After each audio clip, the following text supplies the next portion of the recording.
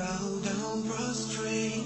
You are the only one worthy of praise.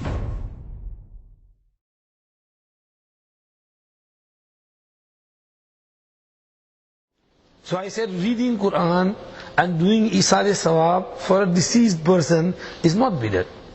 It's in the Quran, it's in the Hadith. Rasulullah sallallahu alayhi wasallam said regarding Surah Yasin Sharif, Man likulli shay'in qalbun wa qalbul Quran Yasin. ومن قرأ ياسين كتب الله له بقراءتها قراءة القرآن 10 مرات فاقرؤوها على موتاكم. Everything has a heart, and the heart of Quran is Yasin. And whosoever reads Yasin, Allah gives him sawab of reading the Quran 10 times. Therefore, read it upon your deceased. So reading Yasin upon the deceased is not bidat. Rasulullah said it. فَقْرَؤُوهَا عَلَى مَوْتَاكُمْ. Those who are dying and those who have died, read on both of them. Mawtakum includes both of them. Rasulullah sallallahu alayhi wasallam said in one hadith, whosoever goes in the graveyard and recites Qul huwallahu ahad 11 times and sends the sawab to those who are buried in that graveyard, then he will get hasana equivalent to all those who are buried in that graveyard. Allah will give him hasana and sawab for all those who are. He will distribute the sawab to all of them. Rasulullah sallallahu alayhi wasallam said in the hadith of Bayhaqi, mal mayyit fi qabrihi illa kal ghariq al mutaghawwis yantadhiru da'watan talhaquhu min abin aw ummin aw akhin aw sadiqin wa inna Allah la yudkhilu ala al amwat min du'a al ahya amsal al jibal. The condition of a dead person in his grave is like a drowning person who is trying to hold on to anything he can. He's waiting, he's looking for something. So that mayyit is also looking for something. He's waiting for any dua which can come to him from his mother or father or friend or son or daughter.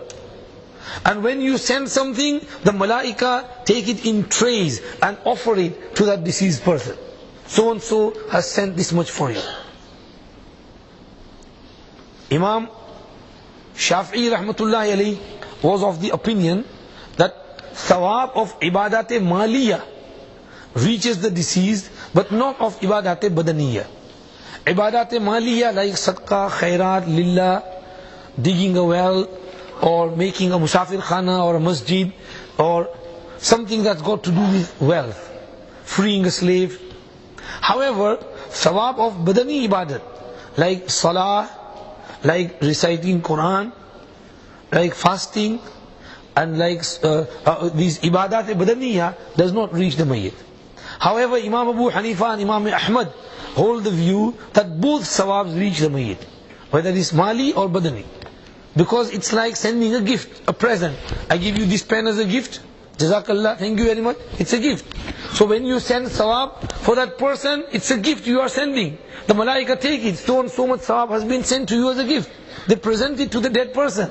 It's presented to him. This is the opinion of Imam Abu Hanifa and Imam Ahmad rahmatullahi alayhima.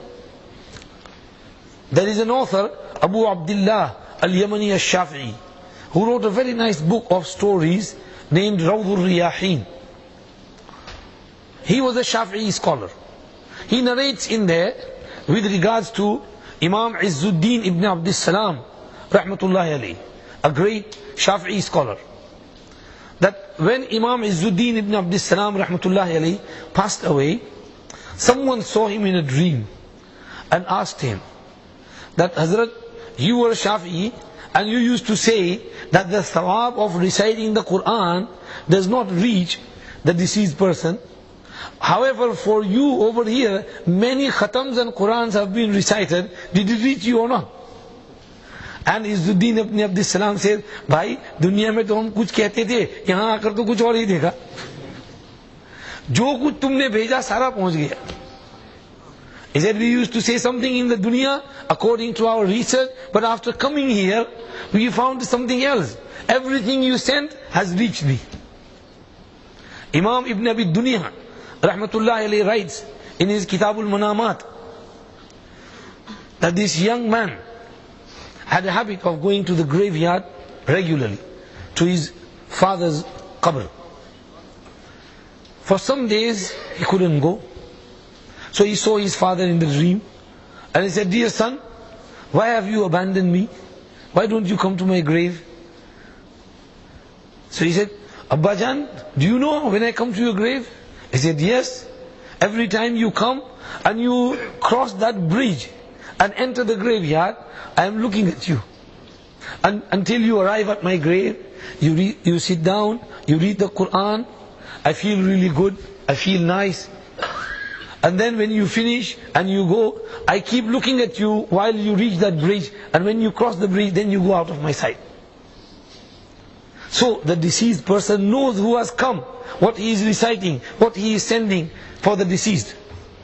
These are dreams, but they might not be hujjat shar'iyya, but they can give some indication of something which is proven already by the Sharia.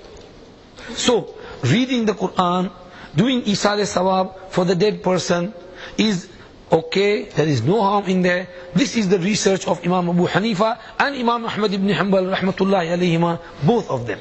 If someone says it doesn't reach, okay, no problem, you can have your opinion, we don't want to argue with you. But if we believe that yes, it's okay and we are reading it, then don't stop us. Let us read it.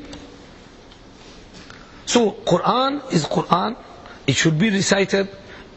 Of course, when someone dies, we get together, rather than talking and gossiping in that house, it's better to sit there and read the Quran and send the sawab for the deceased.